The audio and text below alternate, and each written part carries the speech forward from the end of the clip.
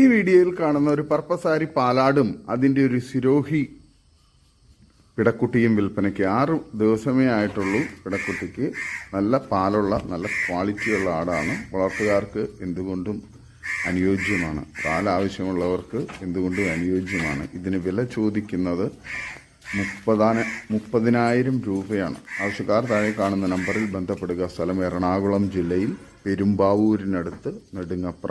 നല്ല ക്വാളിറ്റിയുള്ള വളർത്താൻ അനുയോജ്യമായ നല്ല പാലുള്ള ആടാണ്.